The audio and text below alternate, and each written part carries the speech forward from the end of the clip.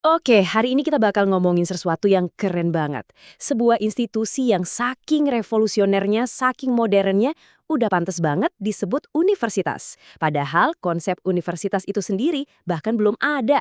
Yap, ini dia kisah luar biasa dari Madrasah Nizamiyah.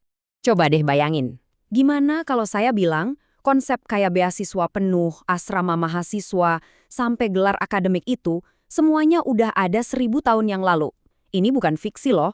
Ini beneran terjadi dalam sejarah. Dan inilah kisah Nizamiyah.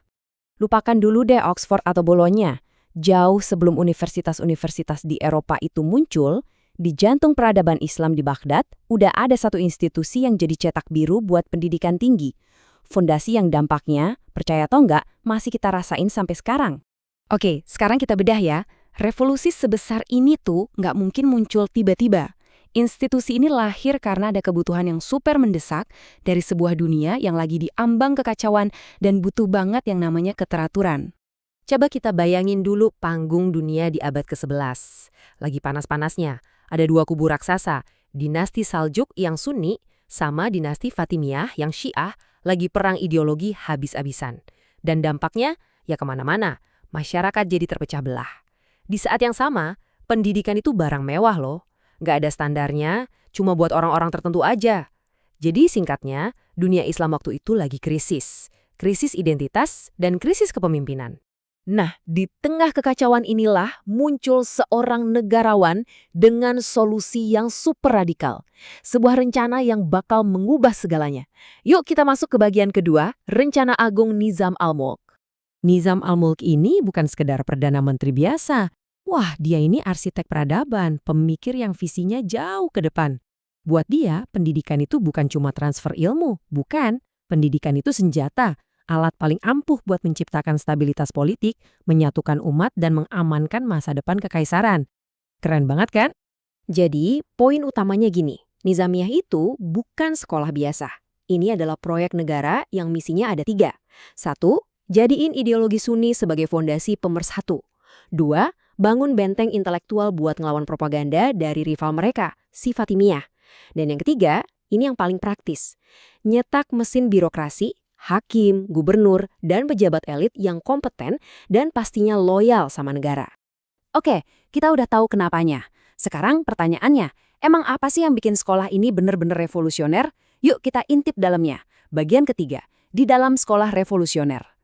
Nah, ini dia nih letak revolusinya. Coba lihat perbandingannya. Sebelum Nizamiyah, pendidikan itu ya urusan masing-masing, duitnya dari kantong pribadi, jadi cuma buat orang kaya doang. Gurunya juga sukarela. Terus, boom, Nizamiyah datang dan ngebalikin semua itu.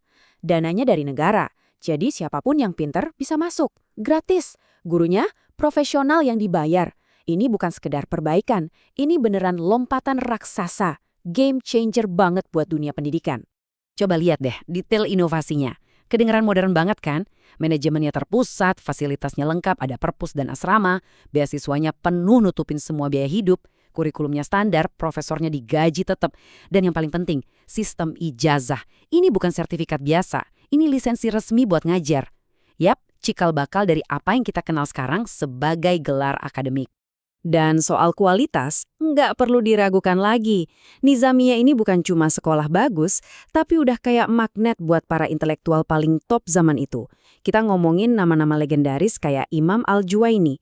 Dan pastinya muridnya yang paling bersinar, sang Hujjatul Islam, Imam Al-Ghazali, yang bahkan jadi rektor di sana dan menghasilkan karya-karya terbesarnya pas lagi ngajar di Nizamiyah Baghdad. Jadi bisa dibilang Nizamiyah ini sebuah fenomena ya. Tapi apa pengaruhnya berhenti di situ aja? Oh tentu enggak. Yuk kita telusuri jejak warisannya yang luar biasa ini. Bagian keempat, warisan dalam pembelajaran. Coba tanamkan tahun ini di kepala Anda, 1065 Masehi. Itu tahun Nizamiyah resmi berdiri di Baghdad. Sekarang bandingin deh. Universitas Oxford itu baru muncul sekitar 3 dekade kemudian. Universitas Paris lebih lama lagi. Sejarah nggak bisa bohong, Nizamiyah adalah pionirnya. Dan ini gambaran jelas banget gimana cetak birunya menyebar. Lihat deh persamaannya, asrama mahasiswa yang jadi cikal bakal dormitory, profesor bergaji yang jadi konsep professor's chair, dan pastinya Ijazah sebagai izin mengajar yang merupakan nenek moyang langsung dari gelar akademik atau degree. Ini bukan kebetulan, ini adalah gema sejarah yang nyata. Jadi, pada akhirnya, inilah warisan terbesarnya. Nizamiyah itu nggak cuma ngedidik orang per orang. Ia menciptakan sebuah sistem, sebuah mesin yang nyambung sama negara yang dirancang untuk terus-menerus menghasilkan dua hal paling penting buat peradaban, pengetahuan dan kepemimpinan. Oke, kita udah jalan-jalan 1.000 tahun ke masa lalu. Tapi, terus kenapa? Apa artinya semua ini buat kita yang hidup sekarang? Kenapa kisah madrasah kuno ini penting banget buat kita dengerin hari ini? Yuk kita tarik benang merahnya di bagian terakhir. Mengapa ini penting saat ini? Karena kisah Nizamiyah ini ngingetin kita sama satu hal yang fundamental banget. Pendidikan yang disponsori negara itu bukan cuma layanan publik. Itu adalah alat paling strategis untuk membentuk sebuah masyarakat. Ini pelajaran Ababi bahwa investasi ke kecerdasan dan persatuan lewat pendidikan yang terstruktur itu bukan ide baru. Itu strategi peradaban yang udah teruji selama ribuan tahun. Dan ini membawa kita ke satu pertanyaan terakhir buat kita renungkan bareng-bareng. Nizam al-Mulk punya satu ide besar, yaitu pendidikan untuk menyembuhkan dunianya yang lagi terpecah. Nah, pertanyaannya buat kita, di tengah semua tantangan yang kita hadapi sekarang, kira-kira gagasan transformatif apa ya yang bisa jadi Nizamiyah untuk generasi kita? Terima kasih sudah menyimak.